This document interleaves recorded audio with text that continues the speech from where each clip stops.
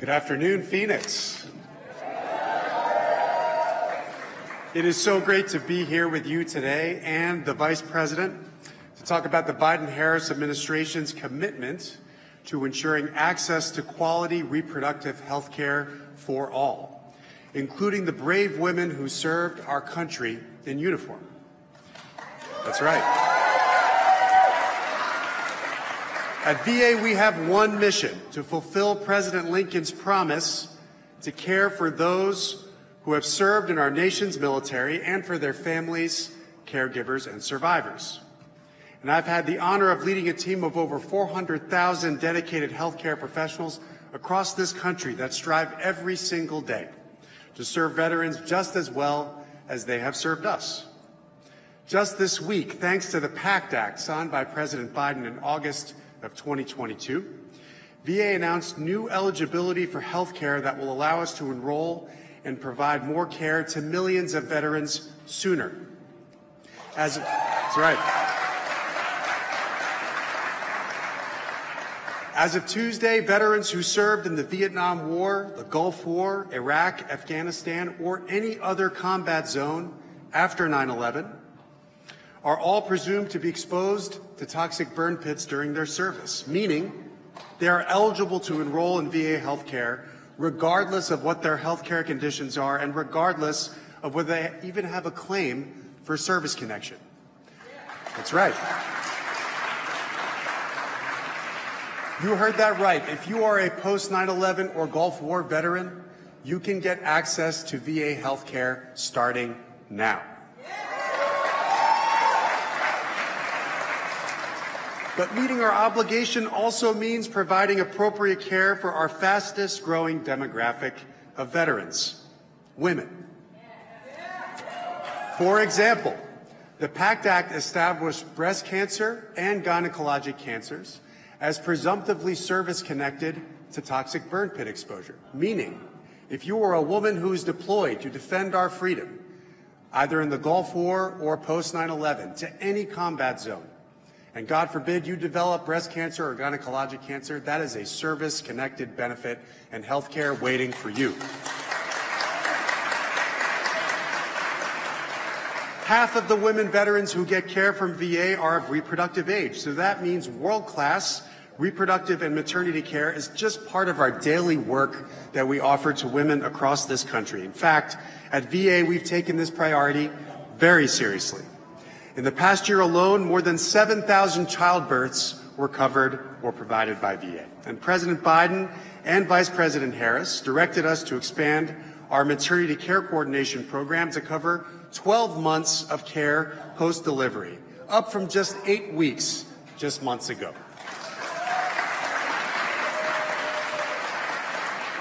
These coordinators help veterans navigate health care inside and outside of the VA and connect veterans with care after childbirth, ensure access to follow-up screenings, and more.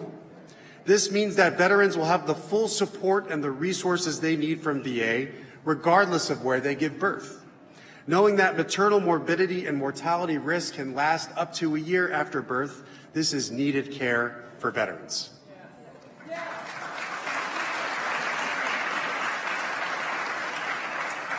We also know that in some cases, continuing a pregnancy can endanger the life or health of veterans, including if a veteran becomes pregnant after a trauma such as rape or incest. And so in the wake of the Supreme Court decision that led to some states restricting access to that needed care, VA began providing abortion counseling and care in certain cases to veterans across the country. And we recently finalized a rule confirming that care. This care can save veterans' lives, and there is nothing more important than that.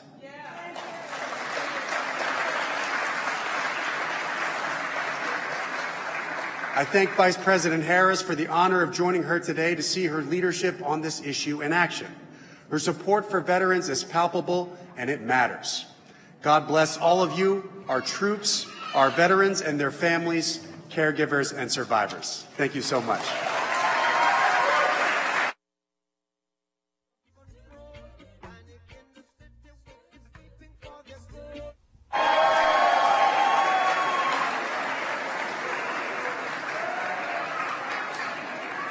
Hello, happy International Women's Day.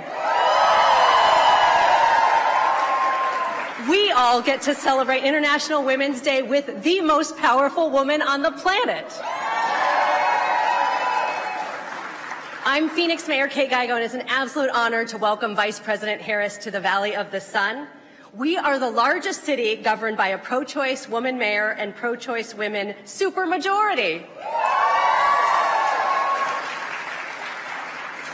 As mayor, I am so thankful to have the strong partnership with the Biden-Harris administration, whether it's investing in our infrastructure, bringing back American manufacturing, or supporting the fight for reproductive rights. We have such a strong partnership with this administration, and there's no city that's benefited more than Phoenix, Arizona.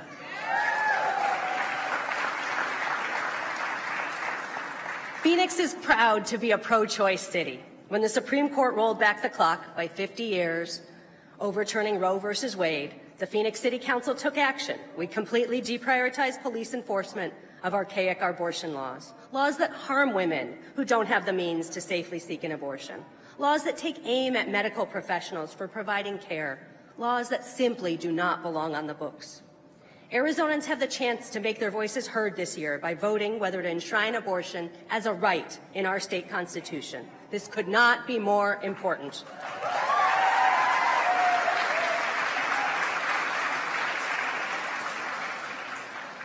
For as long as Phoenix has its current leadership, we'll continue leading the way on ensuring women have access to the care they need when they need it, because no one, besides our doctors and us, should be able to dictate the deeply personal medical decisions.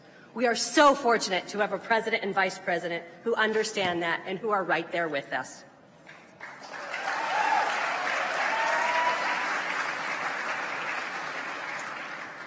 We are so glad to be in this amazing City of Phoenix Parks facility. I want to thank the men and women, many of whom are with AFSCME, who made this event possible here today. Team Phoenix has gone above and beyond to plan this event and to welcome you all. Thank you to our amazing team at the City of Phoenix. In a few moments, you'll get to see my great predecessor as mayor, Congressman Greg Stanton. And I just wanted to... So much of what we're doing here today and building on, he delivered, and he continues to fight for Phoenix. But in case you want to bring it up, today is his birthday. Awesome. So thank you all for bringing an amazing welcome to our Vice President, and thank you for being here with us today.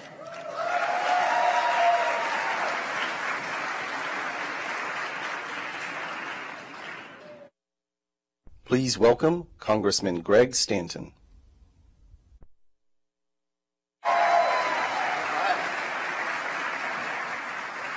Good afternoon.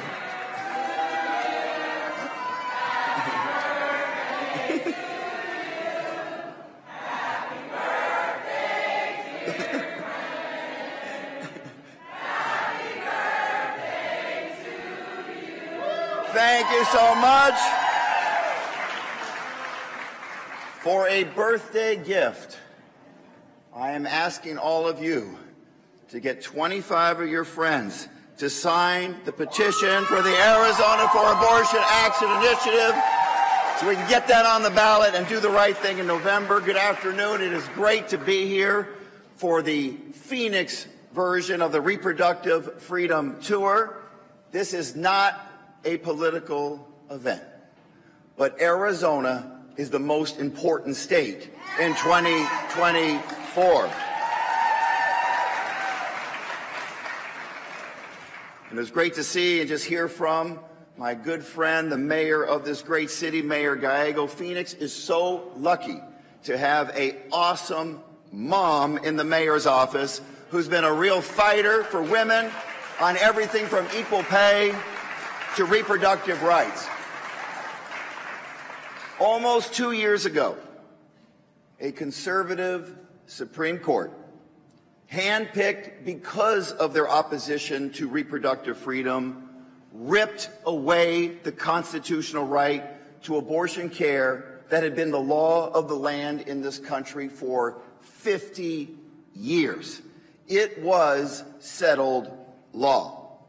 Never before in the history of this great country have we gone backwards on a protected constitutional right. The right for women, for families to make their own choices on their own terms is under attack. Anti-choice extremists are looking to take us back even further, asking the Arizona Supreme Court to revive a near-total ban on abortion that was passed in 1864. 50 years before we were a state, 50 years before women could even vote. We all know what's at stake. We all have a role to play in defending reproductive freedoms. And this room is filled with leaders who are doing the hard work to get those signatures to put the Arizona for Abortion Access Initiative on the ballot. And every time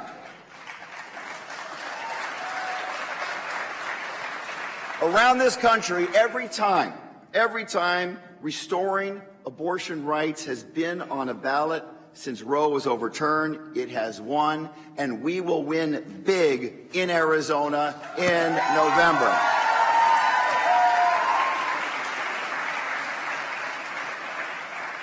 President Biden said it last night at the State of the Union. I was there, up late. It was a late one. President Biden said, elect a Congress that supports the right to choose, and we will restore Roe v. Wade as the law of the land again. We will pass the Women's Health Protection Act and enshrine the right to abortion into federal law. But of course, you know it's not just the right to it.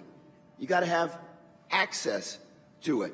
You need access to reproductive services as well. We will make sure health clinics are safe and accessible no matter a person's zip code or financial situation. We have to fully fund and protect Title X and we need to end the Hyde Amendment for good so that those already struggling to make ends meet aren't forced to pay more out of pocket for reproductive care. But the anti-choice movement isn't stopping at abortion. No, their extreme, out-of-touch agenda is going after birth control, and has even put access to fertility treatments at risk for millions of Americans trying to grow their families. It's shocking.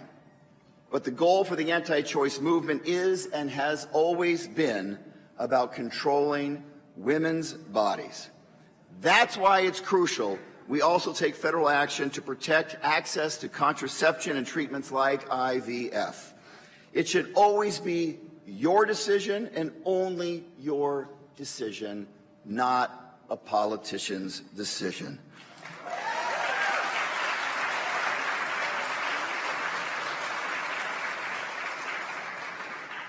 HHS Secretary Javier Becerra is here. We flew back from Washington here together. I want to say something to the good secretary.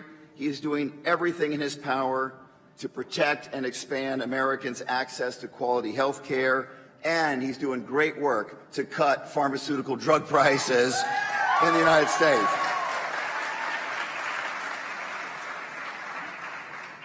And to Vice President Harris, she's traveling all across this great country for months and months, taking the fight for reproductive justice to communities where it is most endangered, including here in Arizona. And I just want to say on behalf of all Arizonans, thank you, Vice President Harris, for the work that you are doing. And thank each and every one of you for being here. We won't stop. We can't stop fighting. The fight goes on. Thank you very much. Thanks for being here.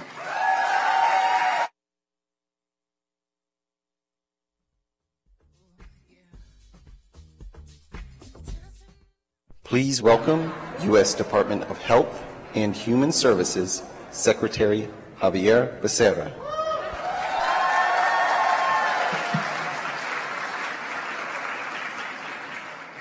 It is great to be with you all today. Thank you for taking the time to be with us on a very important day. I want to recognize the Vice President of the United States, Kamala Harris, for making another stop throughout America. Your awesome Mayor, Kate Gallego. Mayor, where are you? Are you still here? She has been fantastic as a leader of a great city that you all keep growing. And you're doing well. And you're doing well. And you've got the kind of sunshine we Californians like. So keep it coming. To Congressman Greg Stanton, thank you so much for your leadership. Former mayor of a great town, and now in Washington, D.C., doing some great service for each and every one of you. I want to say to those of you who took the time to be with us, thank you for recognizing the importance of being here, this moment, today, and especially to those of you who are younger. And by the way, I'm a little older, so younger could be anything under 40, but I mean anything under, let's say, 30. All three of my daughters are under 30. Anytime I see someone who's that age, I want to hug them because they are so important to the future of this country. So thank you to those of you who are going to take over the reins really soon. Thank you for being here.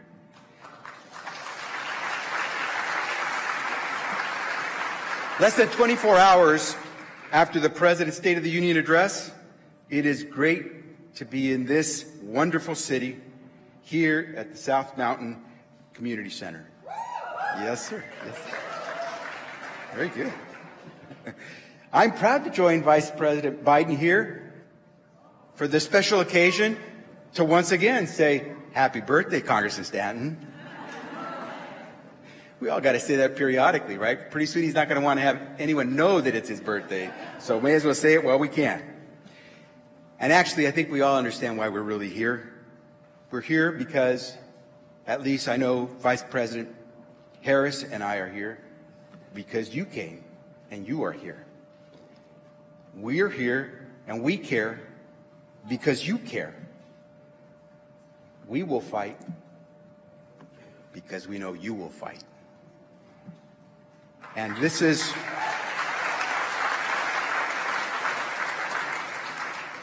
and by the way, was President Biden in a fighting mood last night?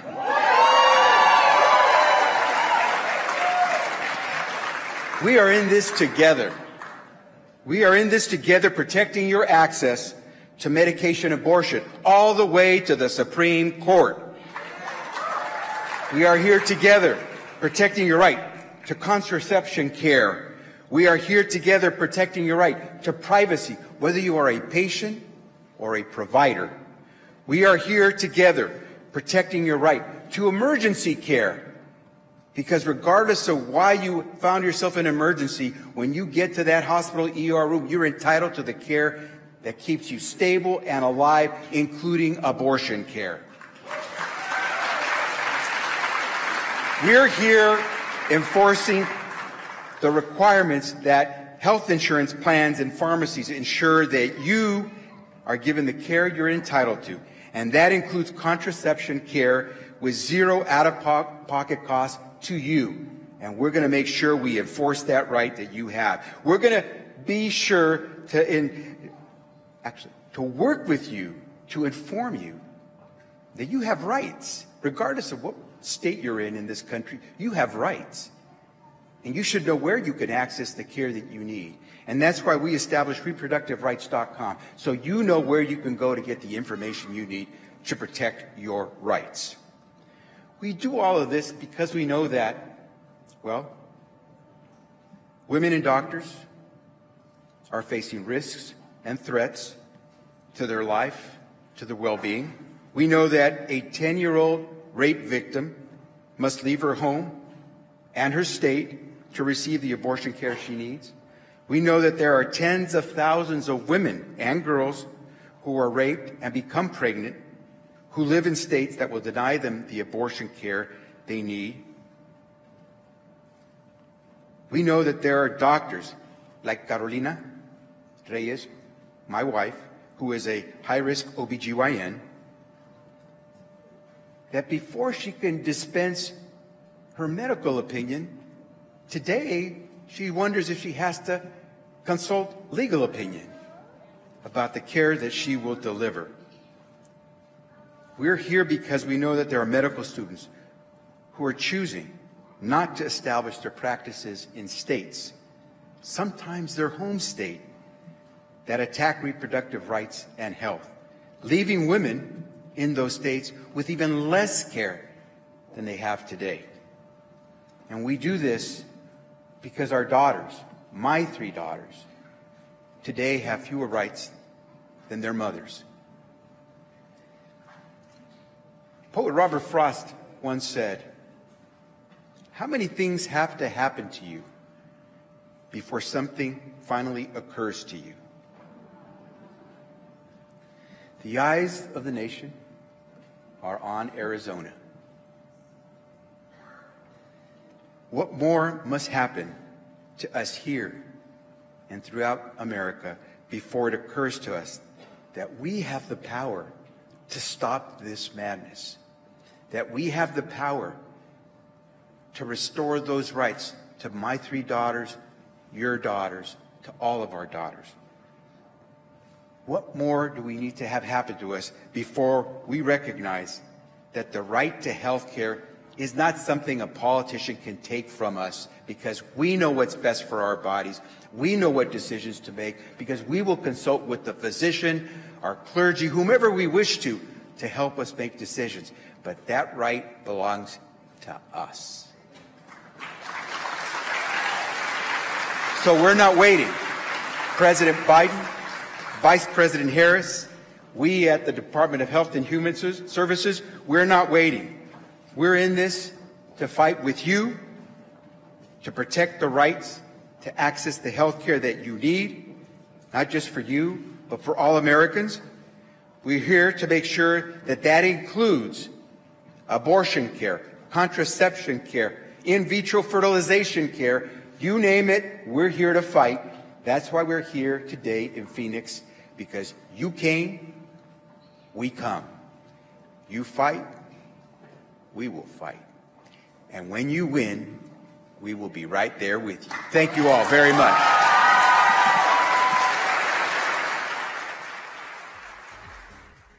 Yes.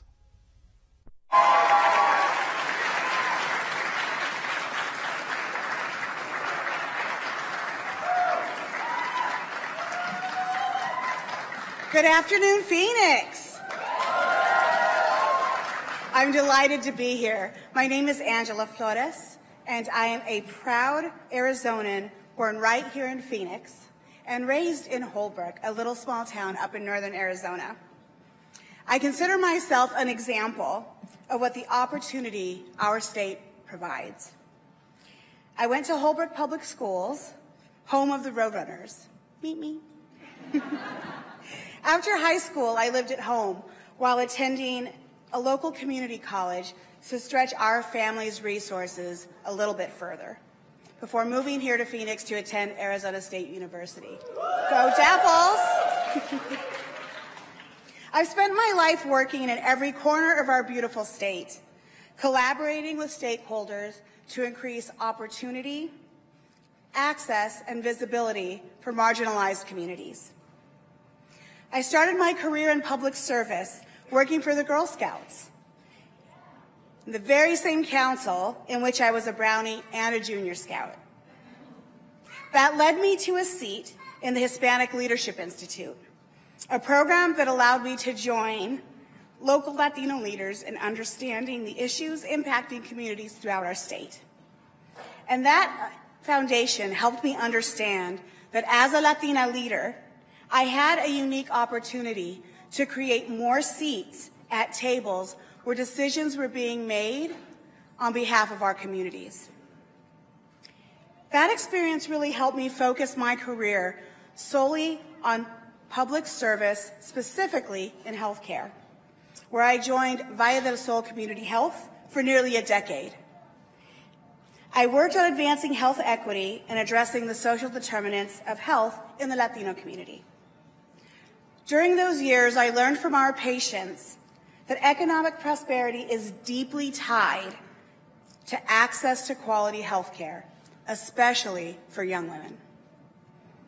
And that's led me to where I am today, the new, just 1 month in, President and CEO of Planned Parenthood Arizona.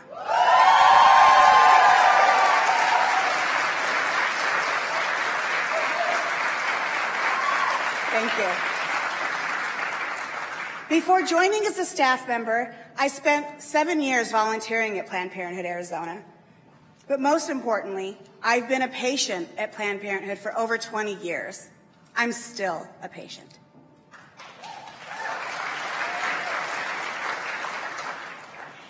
What I've learned from my time as a patient and volunteer is something that you here already know. Choosing when and if you want to parent is the single most critical decision that impacts your socioeconomic future. And just as many of you here today, I too have people in my life whom I love dearly who were unable to make that choice simply due to accessibility. And it changed the trajectory of their lives. Today, millions have had that ability to make that decision for themselves taken away. The overturning of Roe v. Wade was a dark and heavy day, and it required abortion care to pause in our state for far too long. But in these darkest moments, we also found glimmers of light. It has been our providers at Planned Parenthood Arizona who have remained a positive force to reckon with. They've worked around the clock to meet Arizonans' increasing demands for long-acting forms of contraceptions, inserting IUDs for patients who worry that short-term birth control methods could be targeted next. One recent example really stood out to me. Our chief medical officer performed an abortion for a patient who had to drive hours and hours across several states with her small children in the back seat just to get to our health center. Arizonans know it is well past time to protect access to abortion in our state. I see it every day in the high fives from strangers, in the yard signs across town, and in really the widespread community support for our abortion patients and providers. We are in a critical moment for reproductive freedom in Arizona.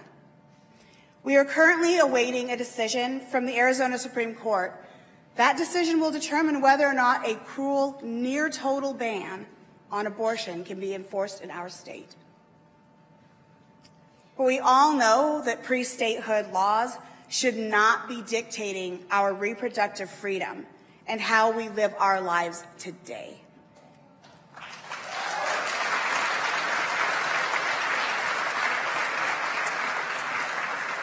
Arizonans want and deserve the freedom to make our own decisions about our reproductive health. And President Biden and Vice President Harris know this. That's why they've been fighting for us. Simply put, they've been relentless in their pursuit to protect access to sexual and reproductive health care in the face of state restrictions on abortion imposed after the fall of Roe. And as I look out and see all of you here with such a strong showing of support, this really is an incredible moment. It's certainly not something on little Angela's life bingo card. I never thought I would be introducing the Vice President of the United States.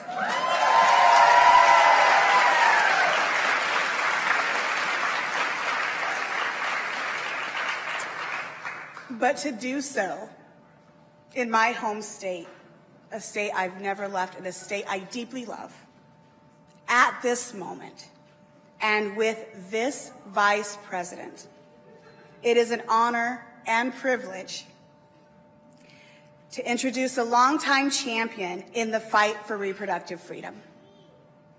Someone who has fought for women across America as a district attorney, attorney general, senator, and now the first woman in history to be elected Vice President of the United States.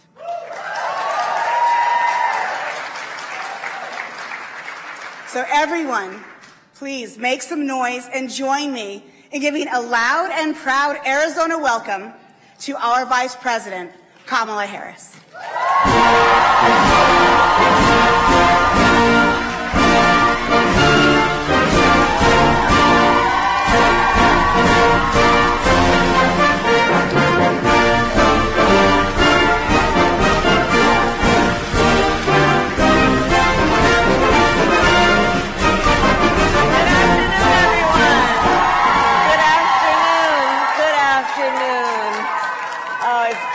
Back in Arizona.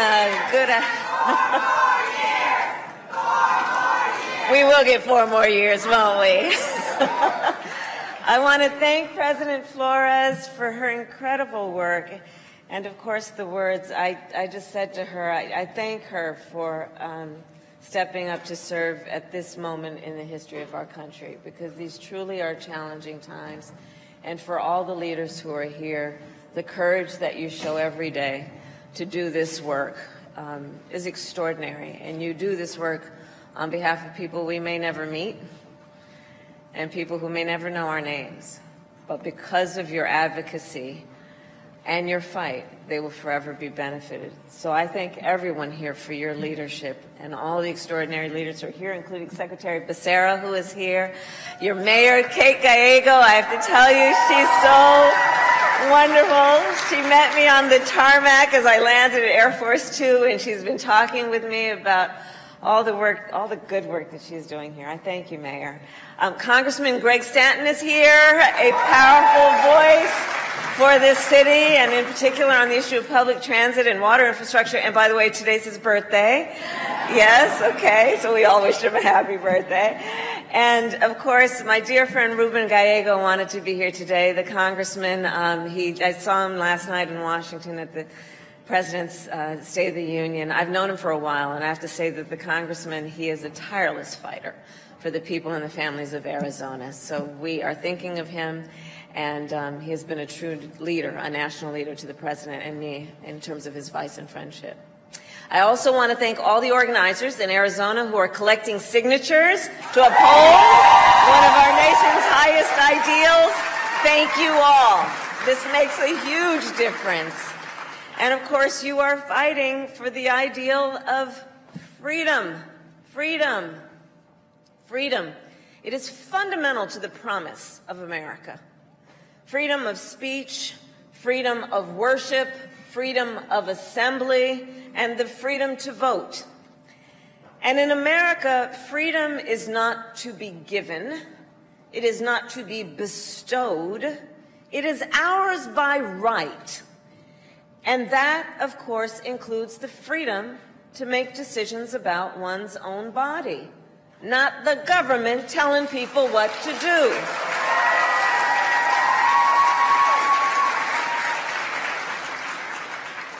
So 51 years ago, in the case of Roe v. Wade, the United States Supreme Court recognized the fundamental constitutional right to reproductive freedom. However, almost 2 years ago, the highest court in our land, the Court of Thurgood and RBG, took a constitutional right that had been recognized from the people of America, from the women of America. And now we must speak of Roe in the past tense. In states across our nation, extremists have proposed and passed laws that criminalize doctors and punish women. Laws that threaten doctors and nurses with prison time, even for life, simply for providing health care. Laws like those in Arizona that make no exception even for rape or incest. Now, as many of you know, I started my career as a prosecutor specializing in crimes of violence against women and children. What you may not know is why. So when I was in high school, my best friend, I learned, was being molested by her stepfather. And so I said to her, look, you've got to come stay with us. I called my mother, and my mother said, absolutely, she has to come stay with us, and she did. So the idea that someone who survives a crime of violence to their body, a violation of their body, would then be told they don't have the authority to make a decision about what happens to their body next? That is immoral. That is immoral.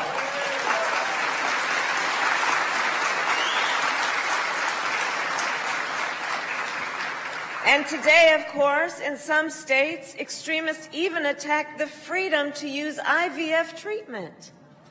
Women and couples denied the ability to fulfill their dream of having a child.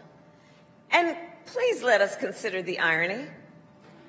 On the one hand, these extremists tell women they do not have the freedom to end an unwanted pregnancy, and on the other hand, these extremists tell women they don't have the freedom to start a family. Let us all agree, one does not have to abandon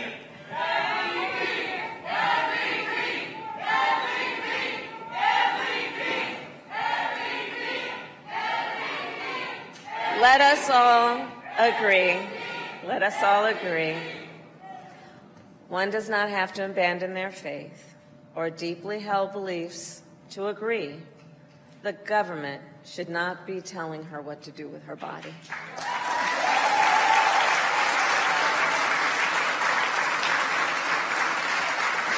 And this is, in fact, a healthcare crisis.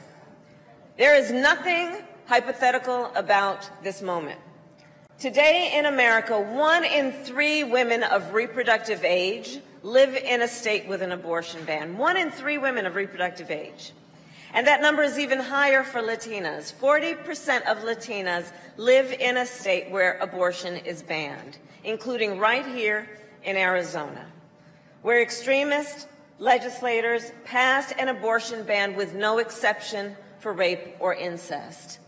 And right now, other extremists, as you have heard and know, are in court trying to bring back a law from 1864 that would completely ban abortion in Arizona.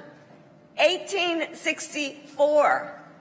Understand, 1864, before women had the right to vote, before women could own property, before Arizona was even admitted as a state. Look, these extremists, they're trying to take women back to the 1800s, but we're not going to let them. We're not going to let them. We are not going to let them.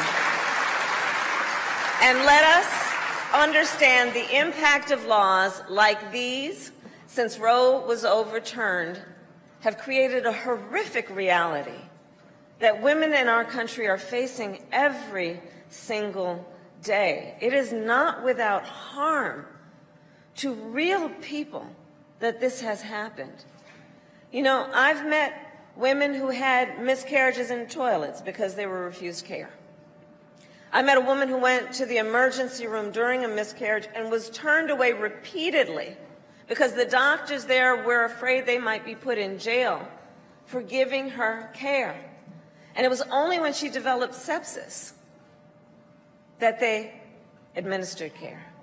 And consider that the majority of women in America are mothers who have abortions. The majority are mothers. So if she lives in a state with an abortion ban and needs to travel to receive care, God help her if she does not have paid leave or affordable child care, or the savings necessary to buy a bus, train, or plane ticket to get where she can receive support and help. And by the way, these extremists say they're motivated by the health and well-being of women and children, while they are silent on the issue of maternal mortality. That in connection with childbirth, women in America die at a higher rate than any women in a wealthy nation around the world. The issue of maternal mortality, and they've been silent on that, and all of a sudden they are the great defenders of women and children. Consider on the issue of maternal mortality that black women are 3 times as likely to die in connection with pregnancy, Native women twice as likely, rural women 1.5 times as likely. And the top 10 states with the highest rates of maternal mortality all have abortion bans, including Arizona. The hypocrisy abounds.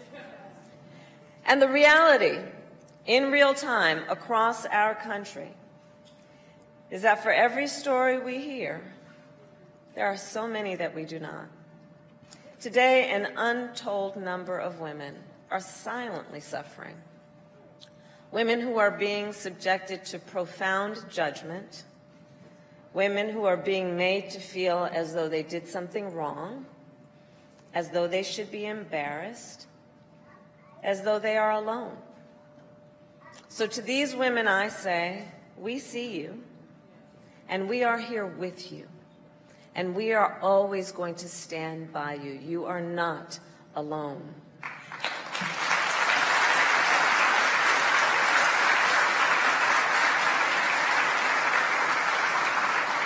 And in this health care crisis, then, please do understand who is to blame. The former President, Donald Trump, handpicked 3 members of the United States Supreme Court because he intended for them to overturn Roe. He intended for them to take your freedoms. And he brags about it. He said that for years they were, quote, trying to get rid of Roe v. Wade, trying to have it terminated. And then he said, quote, and I did it, and I'm proud to have done it. He is proud. Proud that women across our nation are suffering. Proud that doctors and nurses could be thrown in prison for administering care. Proud that young women today have fewer rights than their mothers and grandmothers. How dare he?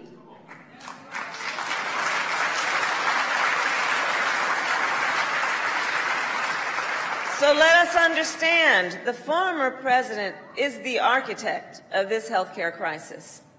And the extremists are not done. In the United States Congress, extremists tried to pass a national abortion ban to outlaw abortion in every single state. But what they need to know is that if Congress passes a national abortion ban, President Joe Biden will veto it.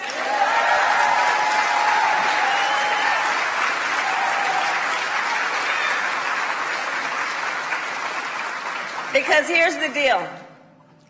We trust women. We trust women to know what is in their own best interest. And women trust us to fight to protect their most fundamental freedoms. And it's going to take all of us. It is going to take all of us. Joe Biden and I are fighting in court to protect women's access to medication and emergency care. We have worked to make sure medical records stay between a doctor and his or her patient. We have protected the right of women to travel between states for abortion care, and we are fighting for access to free contraception. But here's the bottom line. As President Biden made clear last night in the State of the Union, to truly protect reproductive freedoms, we must restore the protections of Roe. What the United States Supreme Court took, Congress can put back in place. So we must have a majority of members in Congress who simply agree, regardless of their personal beliefs for themselves or their family, who just simply agree that the government should not be making these personal decisions for other people. That's the bottom line. And when Congress passes a law that restores reproductive freedoms and the reproductive freedoms of Roe, Joe Biden will sign it into law.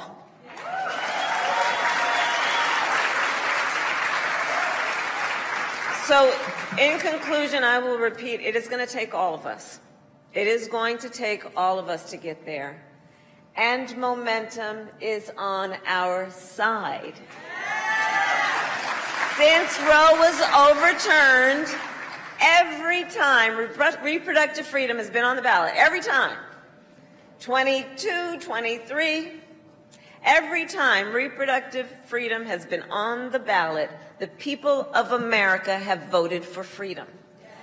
From Kansas to California to Kentucky, in Michigan, Montana, Vermont, and Ohio, the people of America voted for freedom by overwhelming margins. And by the way, that also makes a different point, which is this is not a partisan issue.